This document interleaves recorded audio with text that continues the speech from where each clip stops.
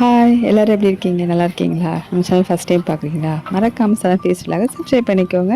இன்றைக்கி நம்ம பார்க்க போகிற ஒரு சூப்பரான ஸ்வீட் ரெசிபி, அதாவது ஒரு ஈவினிங் ஸ்நாக்ஸுக்கான ரெசிபி தான். பிகினர்ஸ் கூட ஈஸியாக செய்யலாம். ஸ்டெப் பை ஸ்டெப் நான் சொல்கிறேன், மிஸ் பண்ணாமல் பாருங்கள். இதோட ஃபுல் வீடியோ லிங்க் வந்து டிஸ்கிரிப்ஷனில் இருக்கும், கண்டிப்பாக வந்து அதை செக் பண்ணி பாருங்கள். ஃபஸ்ட் வந்து நம்ம வந்து ரவா வந்து 1 கப் எடுத்துக்கோங்க. அந்த 1 கப் ரவாவை வந்து நெய் 2 ஸ்பூன் போட்டு நல்லா வந்து வறுத்துக்கோங்க. ஒரு 2 நிமிஷம் வறுத்து எடுத்துக்கோங்க. அடுப்பை வந்து சிம்மிலே வச்சுக்கோங்க, அப்போ தான் வந்து நல்லாயிருக்கும். நல்லா வறுத்ததுக்கப்புறம் இன்னொரு பிளேட்டில் வந்து அந்த ரவாயை வந்து ட்ரான்ஸ்ஃபர் பண்ணிக்கோங்க.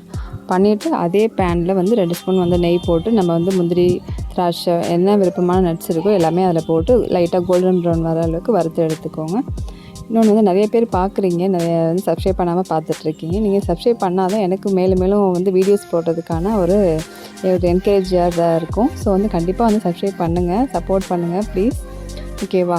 ஸோ இப்போ வந்து நம்ம அதை வறுத்ததை வந்து இன்னொரு கிண்ணத்தில் எடுத்து வச்சுக்கோங்க. அதே பேனில் வந்து நம்ம வந்து 1 கப் ரவாவுக்கு 2 கப் வாட்ரு, ஒரு 1/2 கப் வந்து பால் ஆட் பண்ணியிருக்கேன். பால் ஊற்றி நம்ம செய்கிறப்ப இன்னும் நல்லா டேஸ்ட்டாக இருக்கும். சப்போஸ் உங்களுக்கு வேணான்னு நினச்சிங்கன்னா தண்ணி ஊற்றிக்கோங்க, 2 கப் தண்ணி, அவ்வளோதான். நல்லா கொதிச்சதுக்கப்புறம் நான் அடுப்பை சிம்மில் வச்சு 1 கப் ரவாங்கிறதுனால நான் அப்படியே அதிலே கொட்டி கொஞ்சமாக வந்து கட்டி விடாமல் கிளறிக்கோங்க. நல்லா வந்து அந்த ரவா வந்து நல்லா வெந்து வரணும். ஸோ நல்லா மூடி வச்சு நல்லா வேக வைங்க. நல்லா வெந்ததுக்கப்புறம் தான் நம்ம வந்து சுகர் போட போகிறோம். ஸோ நான் இன்றைக்கி வந்து நான் எந்த கலரும் நான் சேர்க்கல, ஒயிட் கலரில் தான் செய்ய போகிறோம். ஸோ அந்த சப்போஸ் உங்களுக்கு கலர் வேணும்னா நீங்கள் முன்னாடியே தண்ணி கொதிக்கிறப்ப அதில் கலர் வந்து கேசரி பவுடர் வந்து சேர்த்துருங்க. இப்போ ரவா நல்லா வெந்துருச்சு. ஸோ வெந்ததுக்கப்புறம் வந்து சுகர் ஆட் பண்ணிக்கோங்க. நான் ஒரு 3/4 கப் வந்து சுகர் ஆட் பண்ணியிருக்கேன். உங்களுக்கு இனிப்பு எவ்வளோ வேணுமோ அதுக்கு தகுந்த மாதிரி நீங்கள் ஆட் பண்ணிக்கோங்க. இப்போ அந்த சுகர் ஆட் பண்ணுறப்பையும் நம்ம வந்து கை விடாமல் நல்லா கிண்டிக்கிட்டே இருக்கணும், இல்லைன்னா கட்டியாக ஆயிரும்.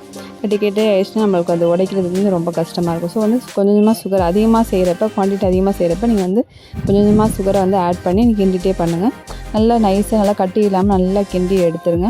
எடுத்துகிட்டு ஜீனி கலந்ததுக்கப்புறம் இப்போ நம்ம வறுத்த நட்ஸ்லாம் அதிலே ஆட் பண்ணிக்கோங்க. ஆட் பண்ணி இன்னும் ஒரு 3 டேபிள் ஸ்பூன் வந்து நெய் ஆட் பண்ணிக்கோங்க. நெய் நான் வந்து வீட்டிலே செஞ்ச நெய் தான், அதனால் ரொம்பவே வாசனையாக சூப்பராக இருக்கும்.